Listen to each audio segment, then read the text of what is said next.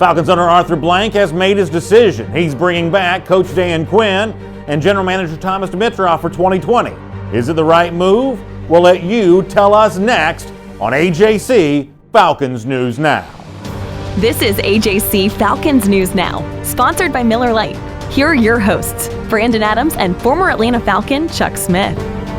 Happy holidays, everyone. Welcome into AJC Falcons News Now, sponsored by Miller Lite. My name is Brandon Adams. Happy to have the former Falcon himself, Chuck Smith, here on a very, very big day for the Falcons. Coming out this morning, Arthur Blank, Rich McKay. We'll hear from both of them on today's show, making the announcement that Dan Quinn is coming back. So is General Manager Thomas Dimitroff, retained for the 2020 season, getting out ahead of the end of the season. The so-called Black Monday, Falcons won't be a part of that. They make their announcement before Atlanta goes to Tampa to close out the regular season. We're going to hear a lot from you today, comments on your feelings about this on both Facebook and YouTube.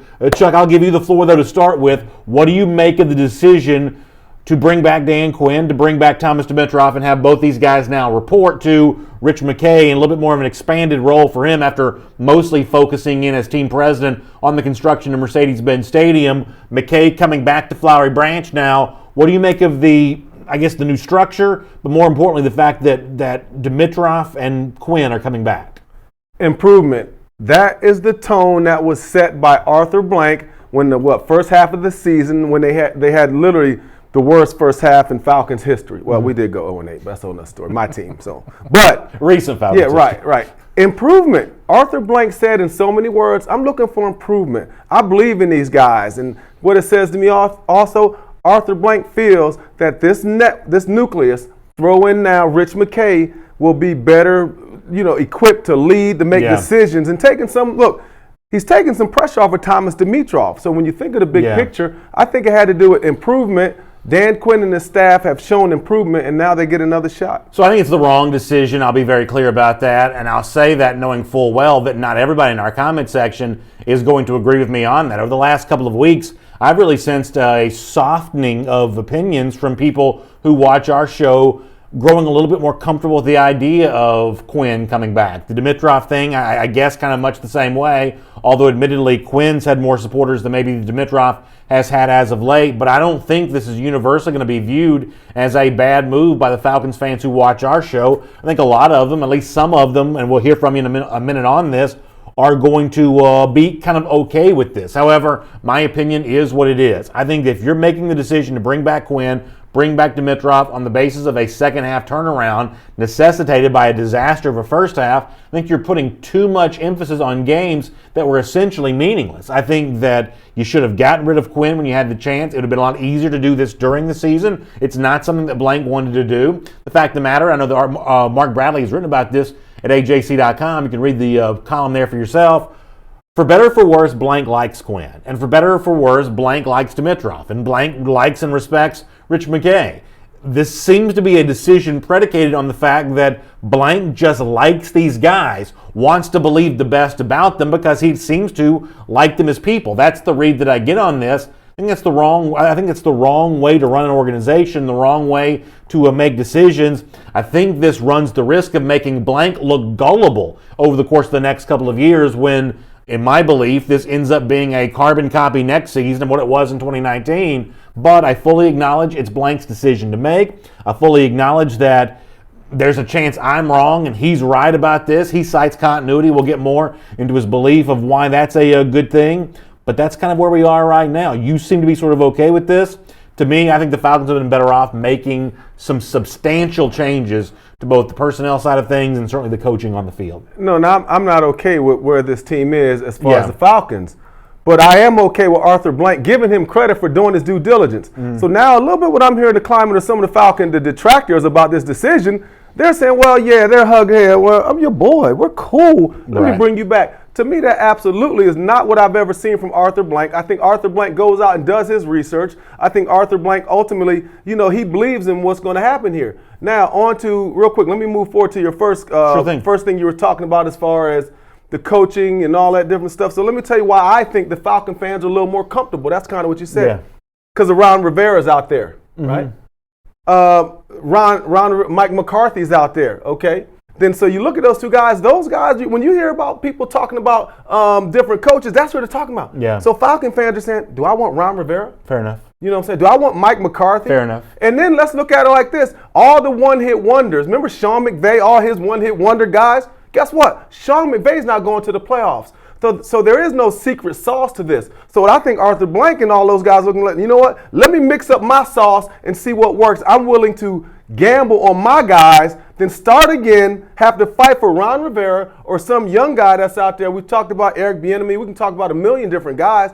So I think the Falcon fans have softened because they're educated, and there are there's not a surefire candidate out there for the Atlanta Falcons, so I think they stay put. That's Chuck Smith. I'm Brandon Adams. It's AJC, Falcons News Now, sponsored by Miller Lite. Miller Lite is the official beer of the Atlanta Falcons. It tastes great, and it's just 96 calories. We'll hear from Blank and McKay on this later on. Let me let you have your say, though, here. A lot of comments on today's program. Mansa Musa, not happy about the decision, says the Falcons are essentially the Washington Generals, the team that got beat up on by the Globetrotters all those years. That's strong, yeah. However, Bobby Moore says, I like the decision to keep him. So Bobby kind of supports this. Luke Billingsley says, second half of the season with the changes is pretty good. The first half of the season was meaningless, minus a couple games we need to get in the playoffs. However, we did enough. So obviously it's kind of weighing that issue of, hey, what matters more, first half of the season, second half of the season. But for me, the first half matters more because it was what you did in the first half that eliminated you from playoff consideration. You rendered yourself unable to play for anything in the second half. So what you did in the first half has changed the tone and the complexion of these games in the second half. So from that standpoint, if I'm left to say which one of these is the real Falcons, I'm forced to say it's the first half of the season because that's when you had something on the line and you weren't able to obtain it. Yeah, well, to me, it's a tale of both halves. Now, the way I look at it, I think the climate, again, I'm talking about climate, yeah. I think it was set when you look at Dan Quinn. I'll tell you this, and I talked about this on the first show. One of the biggest decisions that I thought that I disagreed with was the 3-4 defense. Yeah. The base 3-4 defense, going out and DQ, putting a lot of pressure on himself to be the defensive coordinator. Right. To me, it was the perfect timing. Everything happened right. Yeah. He gives over the reins as far as the coordinator, right? Mm-hmm. So he ends up doing that. The team does better. Offensively, they get better. But here's the unanswered type of scenario.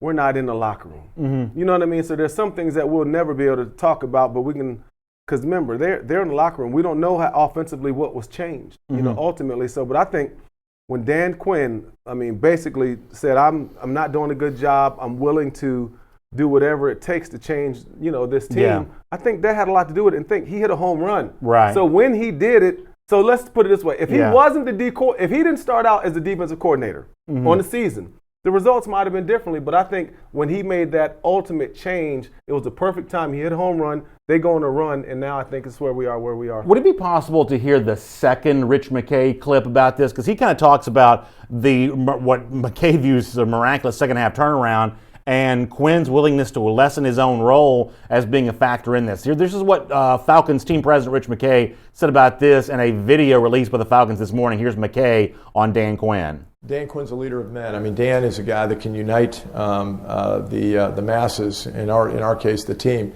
There aren't many guys that could have come into the room as a head football coach this year in a 1-7 setting and reset the tone, just literally reset the tone. Took some ownership of why we were at 1-7 on himself, beyond just pointing to the players and saying it's you. He turned the mirror towards himself, and he just reset the mindset, and that's who he is. He's a leader of men. He's very good at giving players a very clear vision of what should be and how to get there. And in this case, what I'm proud of him for is he also had some self-evaluation of how he needed to reallocate and rearrange things, and did a really good job of it. And it's not easy to do.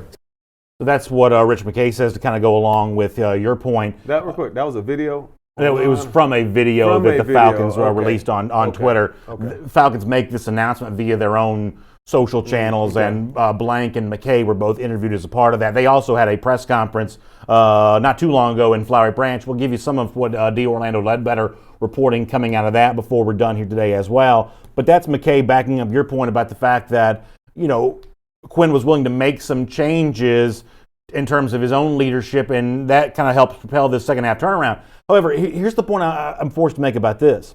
So moving into 2020, Raheem Morris, who will be, by the way, new Falcons defensive coordinator, by my count, this will be, if you include Quinn in the discussion, this will be 4 different defensive coordinators that Atlanta has had since Dan Quinn's been head coach, right? Richard Smith, Marquand Manuel, Morris for 2020, and Quinn starts in that role in 2019. This is also the second time in 4 years that you've had a change in defensive play calling responsibilities during the season. Quinn took them over in 2016 and relinquished them here in 2019. So for the argument of, hey, we're going to maintain continuity, we're going to maintain, kind of the status quo and kind of keep the peace. The fact of the matter is, it's not like on the defensive side of the ball that the Quinn era has been this smoothly run organization.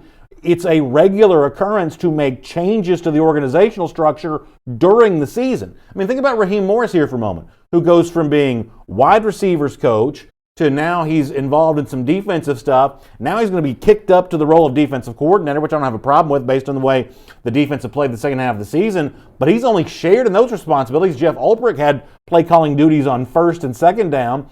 So this whole idea of, hey man, Quinn is this calming influence in the organization. The side of the ball that he knows the most, defense, has been haphazard and disorganized for the full 4 years that he's been here. And in year 5, they're going to be on defensive coordinator number 4. Yeah, that's true. Well, maybe he's like the new Al Davis. They're trying to keep firing guys till they get the right guy. Maybe so. But you know what?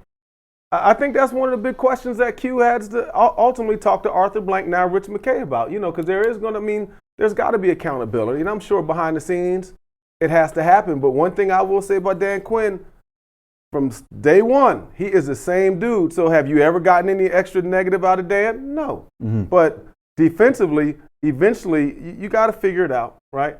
And I think the first step was Dan realizing that he can't do it by himself. Yeah. Now, the pressure now is on the defense. But to me, it's not as much on the coordinator. I know he's going to take a lot of the flack. But now the bullseye goes exactly where I believe it should go, is on the players. Yeah. On the players. You got top-notch defensive players. I think it's fair. Now, the scheme, really the base of the scheme is back to where it was in the second half of the season. Now, professional guys that play D-line, you got your guy. Yeah. Right? You got Raheem. Now, I put the onus on that entire defensive unit.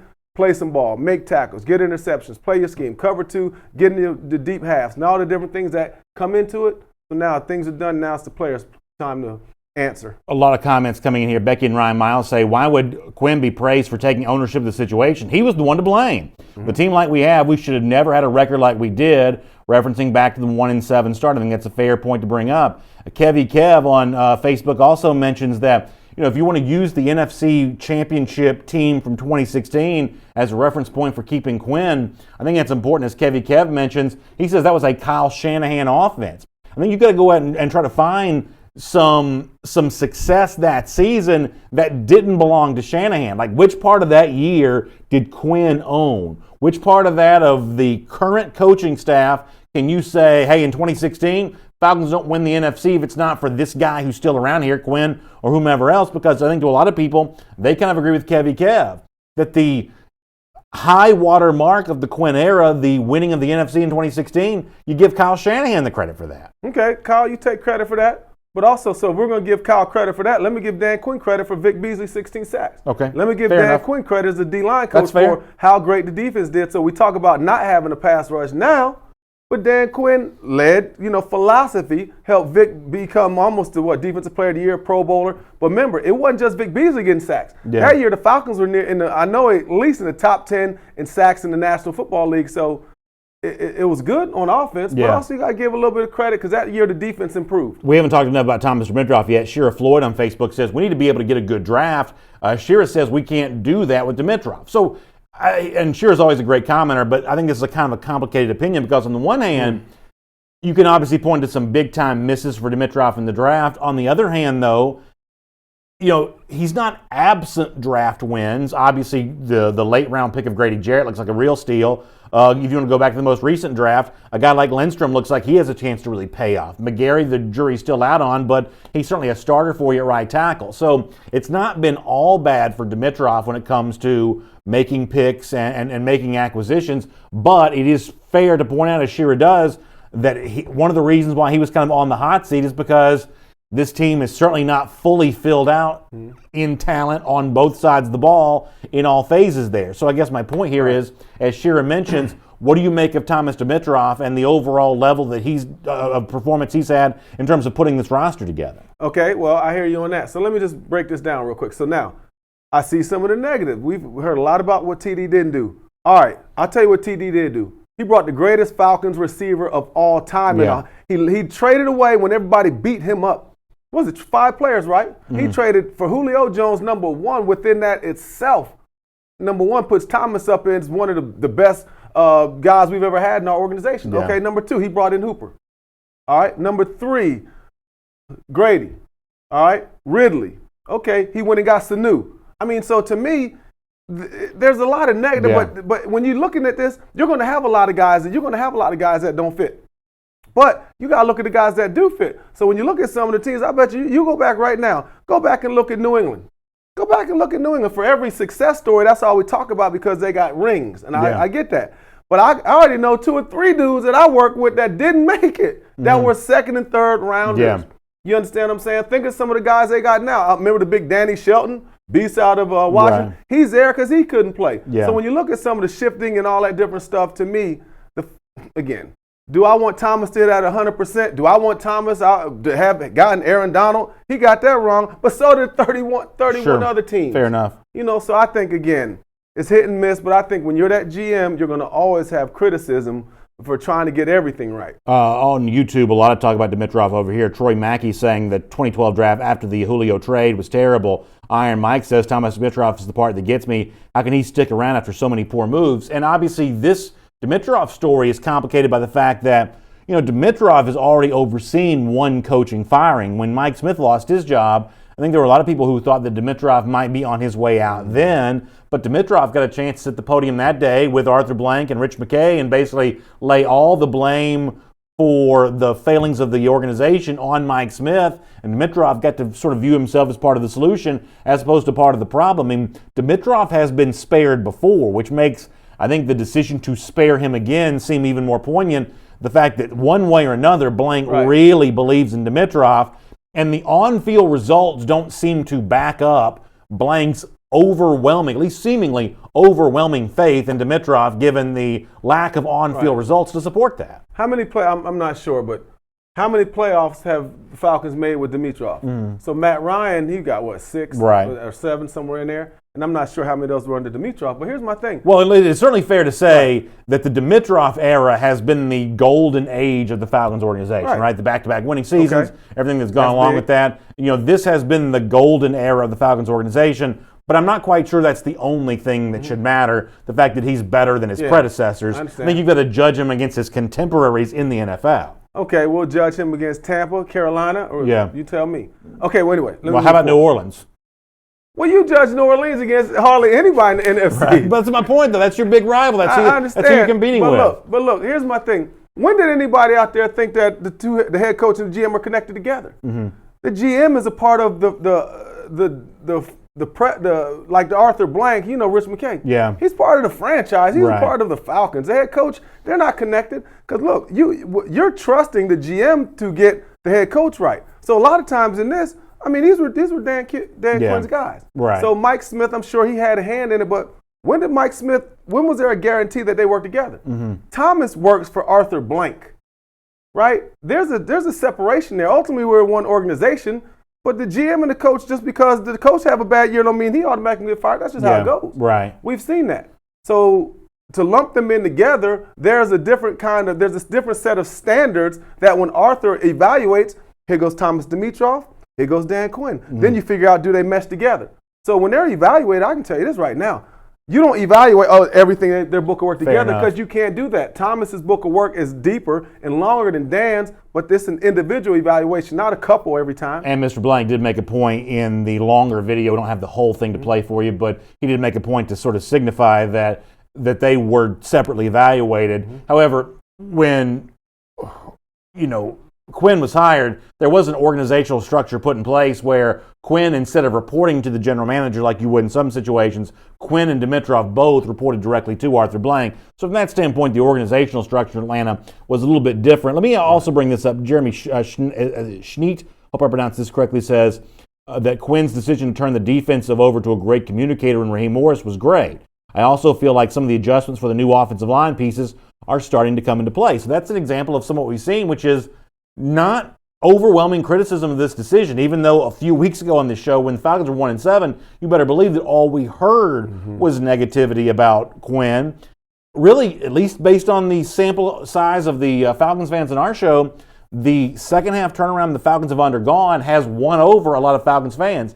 But how about Jeremy's specific point about Raheem Morris? We haven't talked about this yet. What do you make of Morris now promoted as defensive coordinator? That was a part of the announcements that the Falcons made today.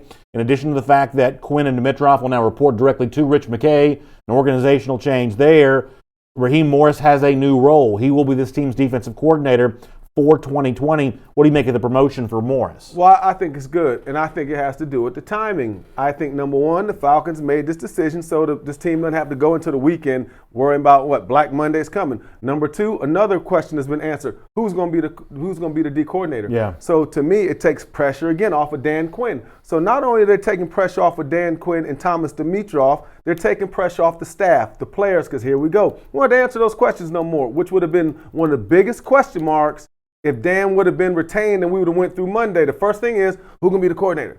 All kind of different questions. Right. So they answered that question. I like it. Let me let you hear a little bit from Arthur Blank. Let me start off the top with Blank. This is from the video the Falcons released this morning. Blank explaining why Quinn and Dimitroff are coming back. Here's the Falcons owner. Well, you have to pick apart the word continuity. So continuity for the sake of continuity is not necessarily a good thing. Depends on what you want to continue. So in our case, we studied really hard the performance of the team during this year. Obviously, the first half of the year, 1-7, not where we want it to be, horrific by any standard. So if you look at the second half of the year, we're 5-2. The question really is, for me, were the improvements that were made, were they significant enough and did they show enough of a trend line that I feel that there's reason to believe we can carry that kind of record and that kind of performance over to the year 2020? And my answer is yes, because essentially the players, we didn't come up with Superman the second half of the year. Our players, same number of players, same quality of players, same individuals who were playing just as hard in the first half, second half, but we put them in better positions to win. So, listen, we can go round and round on this, but the fact of the matter is you hear Mr. Blank there. He puts more faith and more stock in the second half wins. Yeah. A win against New Orleans where New Orleans had very little to play for. A win against San Francisco where, for the most part, San Francisco had very little to play for. He puts more faith in that. A Carolina team on the road where, you're essentially in a lame duck situation. Carolina would fire its coach, not too long after that. He just puts more faith in those wins than I do. He more impressed by beating Jacksonville the week of Christmas than I am. And that's just what it comes down to. Blank put a lot of faith in these second half wins, where for the most part, once you were eliminated from playoff consideration, I sort of view the games as being played because the schedule dictates, and really very, very little more than that. You don't think at the time the Saints win, that was big? You don't think, to me, I don't want to negate, the first half. Mm-hmm. But when they beat the Saints, coming off of a bye week at rock bottom, okay, no one gave them a chance, and the Saints had everything to play for. Mm-hmm. Okay, now let's move forward to San Fran. They had everything to play for. Mm-hmm. If San Fran wins, they're already probably the NFC West champs. They're not playing this weekend for Fair enough. For an opportunity to win Fair that enough. division. But it's a feel-good thing, and a lot of it has to do with timing. Yeah. You know what I mean? So first half, it was a terrible feeling. You're not in the mix. Second half, you're winning. All you feel is win. So I think even organizations can look at it from that standpoint of, man, it feels good. We have a good cohesiveness. And we don't want to underestimate one thing we haven't talked about. is the power of the players. You know, he talked about cohesiveness. Yeah. That's not just coaching. When they talk about the players, the cohesiveness, so I think he doesn't want to break up that cohesiveness. I think it's a feel-good feeling after we've had this great second half. Sure. And I just think he ultimately hired this guy who at the time was a young gunner as a head coach. And I think he looks at it where there are hits and misses. So I think Arthur Blank, maybe he's looking at it from his Home Depot standpoint. I mean, just from anyway, but I just think a lot of it has to do with he trusted. And some things are instinct. I mean, I think Falcon fans, you won't know the results till this time next year. I think it's fair. You know what I mean? Or let me take that back. You won't know till the first 4 games of next year, you know, if this opportunity works out. Because it is fair to say Falcons also, won 3 straight in last season? Yeah. So it didn't exactly carry over the fine finish to the 2018 season in 2019, but be that as it may. Let me give you this quote, D. Orlando Ledbetter on Twitter from the press conference that McKay and Blank had earlier today at Flowery Branch, not the initial video that we've been playing you clips from, but the press conference that happened shortly after that. D-Led quotes Blank as saying, I'm a more patient owner now than I was in my earlier years. Is a more patient Blank a better owner for the Falcons? I think yes, absolutely. Okay. I think absolutely, because there are things in here that when you get rid of a head coach, you're dismantling this team. As much as we think, we got Julio, we got Matt, you know, a new coach is going to get it going. You changing the philosophy in the organization. You changing how you draft people. You changing how the day-to-day is ran. I like the fact that he's more patient, but I will say this, he's got experience now. I mean, you got Jamar, you got Mike Smith, you know, you got some guys that have, and a lot of assistant coaches. Let me tell you what I like about what Arthur Blank is saying. If I'm in his shoes, fans, I love hearing what you're saying. Media guys, I love what you're saying, but I'm betting on me. I own this team. Sure. I am willing to take a calculated risk that my guy is going to get it done, and I'm going to be patient, right? Because I'm a different guy. So that could be, listen, it's going to be good if it works out. It's great. But if it doesn't work out, and like you're saying, he's going to have some answers. He will have some answers. I think the word that you used there is really interesting. It's risk. And I think the question comes down to how much are you risking by bringing Quinn and Dimitroff back? And from my perspective, I believe that you're risking a lot, because what you're really putting at jeopardy is the final years of Matt Ryan's prime, the final years of Julio Jones' prime. You are risking something by making this decision. You're saying that these 2 guys that I have given a lot of money to, the nucleus of my organization, I'm going to trust Dan Quinn to be among the final head coaches that will ever get a chance to work with Ryan and Julio Jones in their prime. So you are risking something. If you're wrong, you've essentially squandered the end of Ryan's career in Atlanta. You've essentially squandered the end of Julio Jones' career in Atlanta. You are risking something if you're wrong on this. And the decision to be patient, you know, the opposite of that would be urgent in my mind. Not panicked necessarily, but urgent. Urgent to make sure you get the best of Julio Jones while he's still healthy enough to provide that for you. You get the best of Matt Ryan while he's still healthy enough to provide that for you. That you make this more than just a retirement tour for these guys, but you make this a period of time where they're relevant in the competition for the playoff hunt in the NFC, maybe even more than that. If you bring Quinn back and he proves to be the same mid-league coach that he's been for most of the last few years, then that's another year or maybe 2 years off the prime of Matt Ryan and Julio Jones that you just scratch off, and you'll never get that back. Yeah, and that's a possibility. That's what's on the table. That's part. You know, there are a lot of different cards on the table. It's win, or you end up, you know, putting those guys' careers in jeopardy. It's really interesting you say that, though.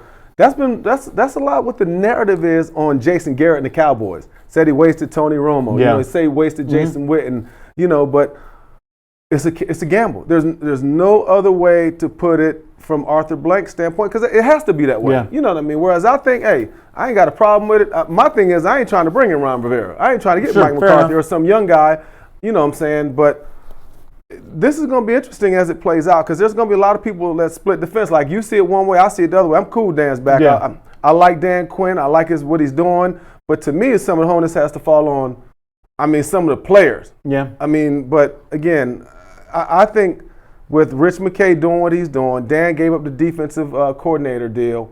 And, you know, it's going to be interesting to me to see how the offense, all that plays out, but I'm cool with it. Hey, if you want to get more from what Blank and McKay had to say today and more about the future of the Atlanta Falcons, the best way to get the most in-depth Falcons coverage is by becoming an AJC subscriber. Go to this website. You can do just that. Subscribe.ajc.com/Falcons News Now. And as a special thank you for doing that, you'll get this officially branded Falcons cooler as a way of doing that. Lots of different choices to make, whether you want the daily e-paper sent right to your device, you want the Sunday home delivery to go along with the e-paper, or if you want the 7-day home delivery to read the paper there in your hands at your kitchen table each and every morning or afternoon whenever you choose to read it. All kinds of choices, and whichever one you do choose, get the officially branded Falcons cooler as a special thank you to you. But you've got to use the website that's right there in your screen. Subscribe.ajc.com/Falcons News Now, and that will get you access to the Falcons unparalleled. Of course, the AJC is a proud part of the Atlanta Falcons, and our cooler is our way of showing that. Let me get a lot of comments here. So Jeremy Wurst asked a really good question. He says, so you want Matt Ryan and Julio to be with like 239 million different coaches and offensive coordinators and not stay with the one who took him to the Super Bowl? It's a fair point to ask, Jeremy, that maybe certainly Julio and Ryan seem content here based on their public comments about all of this. But they're also very well paid, so maybe they've gotten their money. Maybe that's good enough for right now. Walter Mathis says that I seem more like a closet Saints fan than a Falcons fan. So listen, Walter, here's the thing. All I can do is express my opinion, and my opinions remain consistent over the course of the season. And obviously, if I'm wrong, if next year the Falcons are 11-5 and Dan Quinn's got this team back in the playoffs, the good news is you'll know right where to find me. We'll be sitting right here, and you can show up then and say, see, I told you so. Because as Chuck said a moment ago, one way or another, we're going to find out pretty fast about whether blank made the right decision, whether his patience was warranted, or whether this really was an example of Charlie Brown with the football, of getting tricked by the same thing multiple years in a row. We're going to find out very, very early in the 2020 season just how right this decision was. We won't have to wait very long. Walter, now let me address Walter. Come on now, Walter. This man, if you watch this show, there's one person who he already said he hated the Saints earlier. So it's okay, Falcon fans. It's okay for you to have a difference of opinion, right? Yeah. It's okay. So to me, everything is literally everything he said, and I'm not siding up with him because Brandon don't give me the check. I'm good, right? So I can say what I got to say. What he's saying is what most of the people, even experts around the National Football League, are saying. Yeah. So what you're saying is exactly right. So, but my thing is this. Everything you said is on the table. No question. Because what history shows that is guys in this situation get fired, right? So Arthur Blank's patience, we got a unique situation here that's going to absolutely somewhat captivate the city. It's going to be good. It's going to be negative. So Falcon fans get rid of it. But you saying something about the Saints. Now, hey, if y'all really want to know the truth, I'm the person right here playing with the Saints in Madden. I would imagine me and my sons, real quick, before we move on, me and my sons play Madden. I got a 14 and 16-year-old. Sure. 16-year-old, 17-year-old, my bad, Chuck. We play Madden, so I got to play with Madden with my boys. Yeah. Yeah, that Kamara's pretty dangerous. I bet he's pretty good, yeah. So I bet he's a pretty good Madden player. I hate the Saints too, but nonetheless. Just Talk Sports on YouTube says blank made the right decision. Look at the teams that consistently win. Seattle, the Steelers, Patriots, the Saints. They have the same coaches for years. I would argue, though, that's not so much for me an argument in favor of continuity as it is an argument in favor of you shouldn't fire Pete Carroll and you shouldn't fire Sean Payton and you shouldn't fire Mike Tomlin. These coaches that have proven to be successful, that means you shouldn't fire them. That doesn't mean you shouldn't fire your coach no matter who it is. I love the Falcons, but we ain't got the it factor. Yeah. Pittsburgh got the it factor. Right, let's call it is, man. There's certain teams that have the it factor, and they do things just They make decisions that are going the right way. Now, I don't know what it is. We can't answer it. It took us 700 years to go back-to-back double digits, back-to-back seasons. Right. So, and it's one of those things that I don't know why, but there's certain teams, unlike Cleveland, unlike Tampa right now, unlike Miami, you see, and I call that the it factor. I don't know how that is broken. But now the Saints, they didn't have the it factor. Now all of a sudden, when we look at the Saints now, it's a totally different look because they got what? They got the Lombardi. That's right. So we got to get that it factor first. Let me ask you this question that comes from Lawrence Dean. He says, how do we as an organization better evaluate the talent of the players? This is a very relevant question this offseason because the Falcons don't have a lot of money to spend. That means improvements on the roster have to come through the draft or very, very cheap free agents. Falcons they're in salary cap hell, kind of, in a way. So how do you get better evaluating talent? Because the results would suggest that that's something Atlanta needs to do. How do you get better in that regard? All right, the first thing I do is I stop worrying about how fast they are. Okay. I want on-field production. I want to see what you do against the best. Number two, I want to see how compliant you are. Dumb guys off the field make dumb decisions on the field. Okay. So number one, I want not the Falcons. Let's just speak for anybody. I want anybody when they evaluate, and if it fits for the Falcons, so be it. I want number one. Let's take out the athleticism when it comes to the defensive and offensive line. It doesn't matter. Don't matter how fast you are. It really don't. You got guys that are slow getting sacks, right? You got guys that are short getting sacks. You got guys. We got Grady right here. You got guys that are fast that sometimes get sacks, right? Yeah. Just leaving it at that. But that's how I want them to evaluate. Okay. Times have changed. The combine is so irrelevant, it makes no sense. So we have talked about I've talked about with some powers that be. We got to add more high performance drills to the NFL combine. Interesting. We got everybody. Listen, everybody's done. Look, if I gave you the same test for the last 50 years, wouldn't you'd eventually get all the answers, right? Right. The combine is like that old test. We know exactly how to That's very interesting. We know how to answer the 5-10-5. We know how to cheat. We know how to do the L cone drill. So what's happening is those 6 on-field skill drills are as dated as an afro at a disco. I'm just telling you. So there are a lot of things that the Falcons look. But not only does the combine not only hurts the Falcons, it hurts the league. The whole process of the way the NFL has set it up for all the NFL teams to evaluate, it hurts everybody. Yeah. So really, you know what you're really doing? Most teams have the same grades on the same guys. You rolling the dice. You don't know what you're really getting. You know what you see. You know what happened in the past. Yeah. But it's hard to predict the future. The other thing is, and I think the point you make, very, very well said, very well stated. I would add to that, though, I'd love to see more accountability. I'd love to see guys who are not getting it done get cut more frequently around here. I feel like sometimes I feel like there's too much brotherhood. Like the players all like playing for Quinn. Quinn likes these players. The players like playing with each other. A lot of them are getting rich. They're fat and happy. Blank seems to like everybody. Everybody in Flowery Branch is having a really good time. But what's the fan having a good time like Six Flags? Yeah, but what's the fan getting out of this, right? I mean, I'm glad that they've had this happy little family there in Flowery Branch. But what about the guy who's paying his hard-earned money to go watch this team play, or sitting in front of that TV watching them every Sunday? What's he getting out of this brotherhood right now? Well, the Falcons got to a Super Bowl, even though it was 28-3. Right. What was it? The second half, we had a chance, right? The year after that, Falcons got to the playoffs. Now put yourself in Cleveland. Put yourself in Cincinnati. Fair enough. So, you're in the dance. They have drafted enough guys to be in the dance. So the thing is, you want to get into the party and get the dance every year. That's what you want. You want to get there, right? Because if you don't get there, you don't have a chance. So the Falcon fans, what they're getting is, they're getting an organization where their owner is gambling, rolling the dice and saying, you know what? I believe we can win a Super Bowl now with these guys.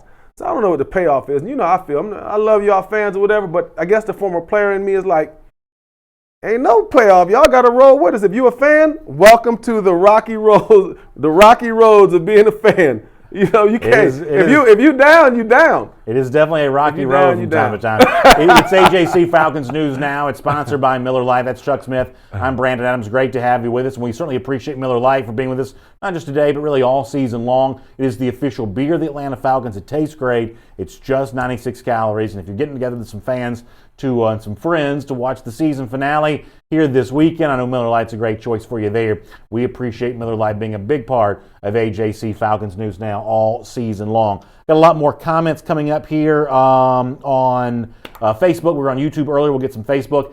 Can I hear a little bit more from Arthur Blank or other Arthur Blancott talking about his decision and kind of valuing the continuity of maintaining the status quo with both Quinn and Dimitroff? Here's more from Blank on that before we hear from you in the comments section. And if you go back and look at the history, and we've actually done studies on this, several studies on this, including even just recently to kind of update the information. Go back and look at the history of the NFL.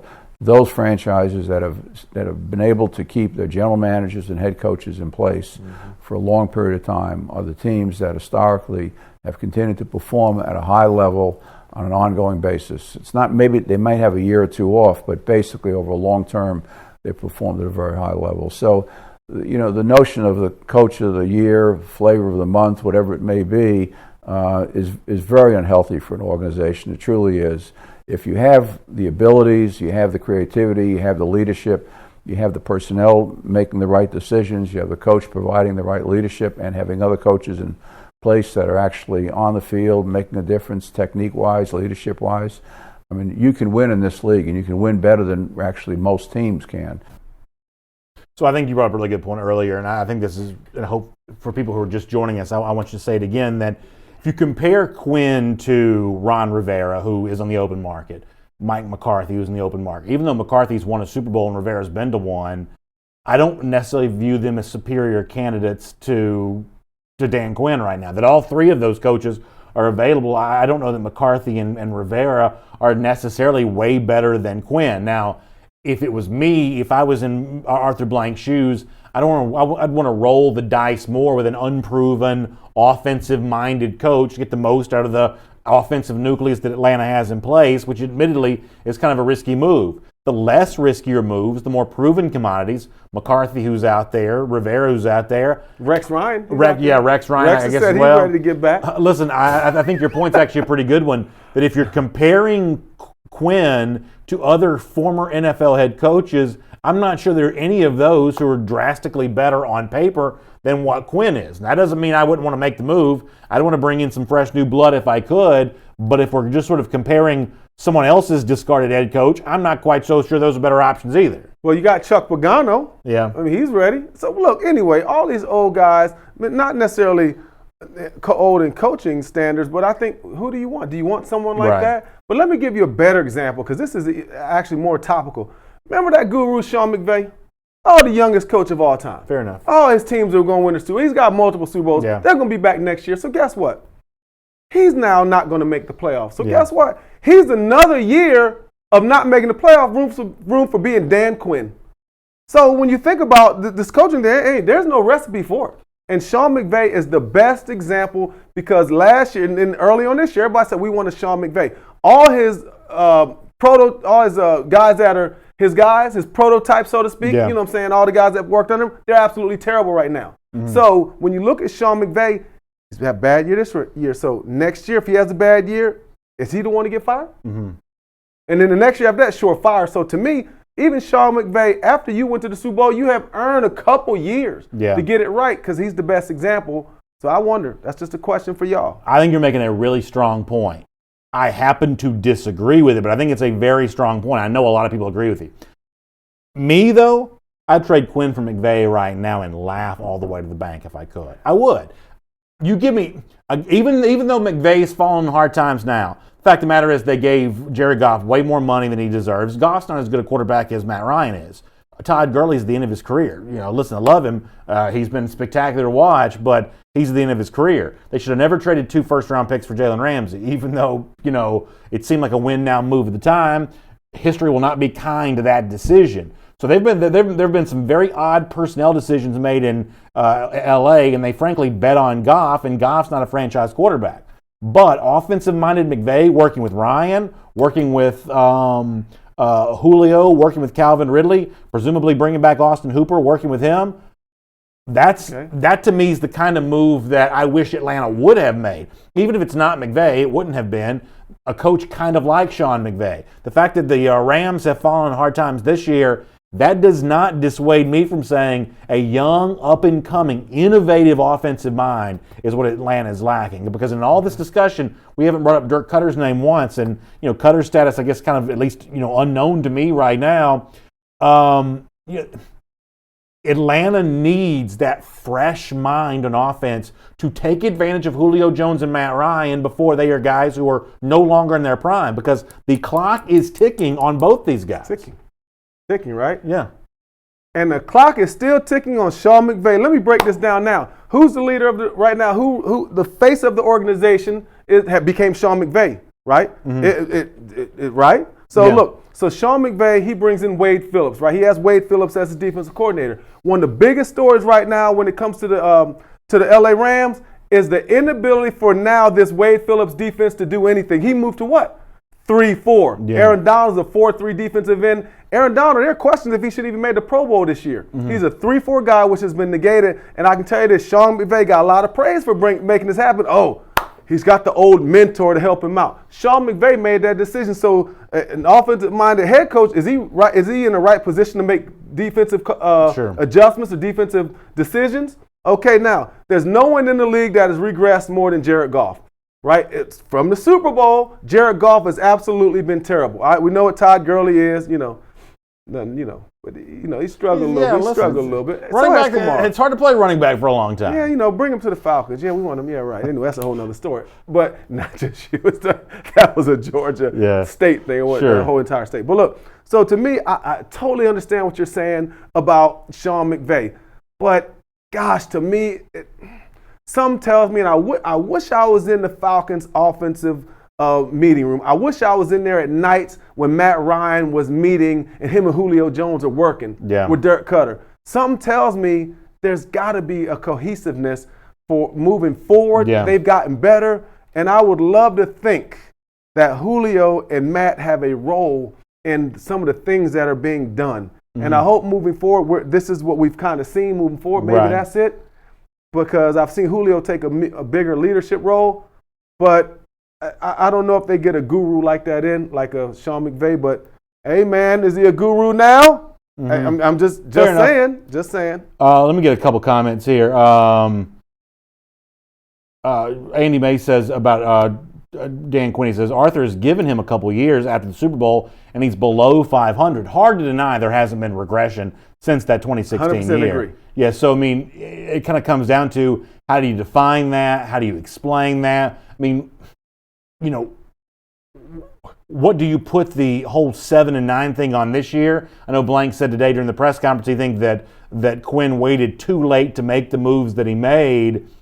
We are putting an awful, if that's truly reflective of Blank's thinking, we're putting a lot of faith in, well, he gave up defensive play calling duties, and therefore Falcons were great after that. He should have just done that sooner and they would have won 9 or 10 games.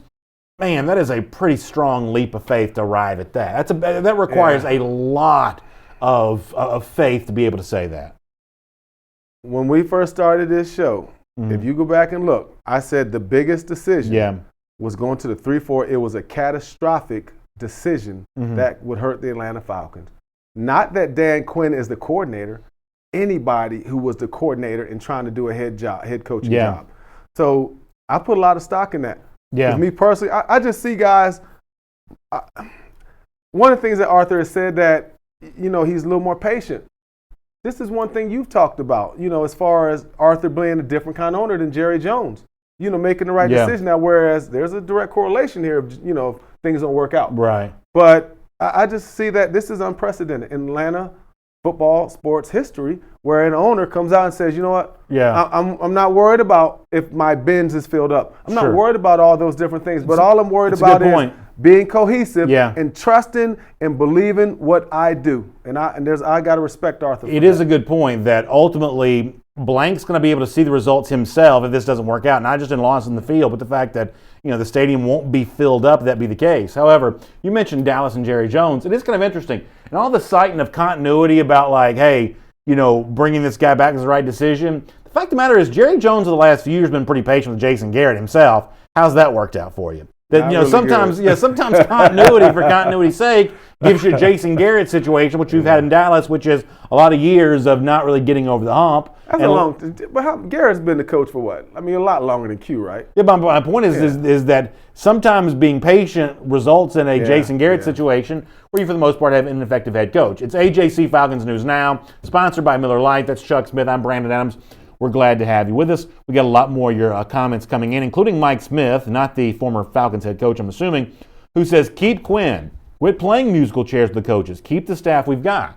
And Chuck, you've been around sports media for a long time. You know this is true.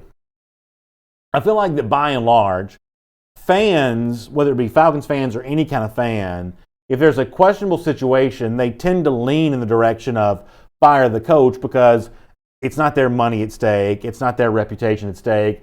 Firing a coach doesn't cost the average fan anything, whereas it's a huge inconvenience for the people who are now forced to go out and hire the new coach. Right. So from that standpoint, the fact that we have as many fans like Mike here who are sort of arguing in favor of continuity, the Blank argument about continuity seems to be working on a lot of them. I want to make sure I say this as just a way of kind of making sure that we have the full record reflected here.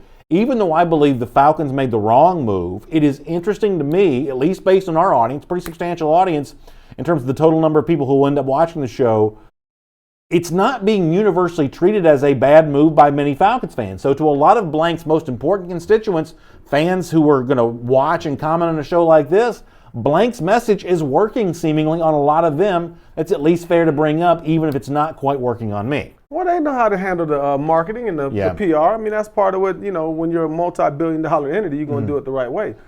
But I'll say this about, what you're talking about as far as Falcon fans. I think it's just a difference in the market. We're not in New York.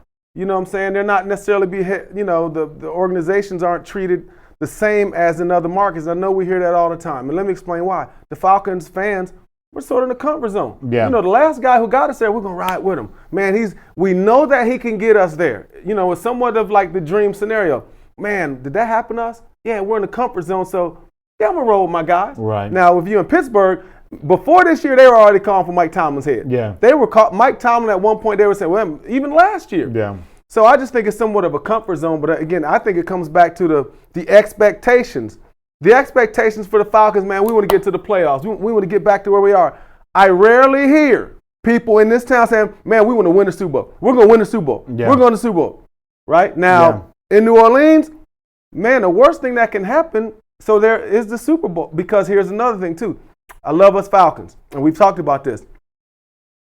We ain't built like Dallas now. This isn't the kind of brand. Dallas is a worldwide brand. So if the Dallas Cowboys were 1-7 right now, or where we are at the Falcons, you don't think they would be on TV even more than now. So the Falcons, what have you? I mean, they don't even show our games now on Sunday. I mean, I'm saying as far as the news. Right. So I just think that the expectations of certain organizations, because there's so much pressure outside of the market. Yeah. Dallas international. Pittsburgh's, they're international. Green Bay. These teams are national brands. Now, I do got a cousin from Vallejo, California, love the Falcons. He just moved here. That's one less person outside of our region. Well, there you go.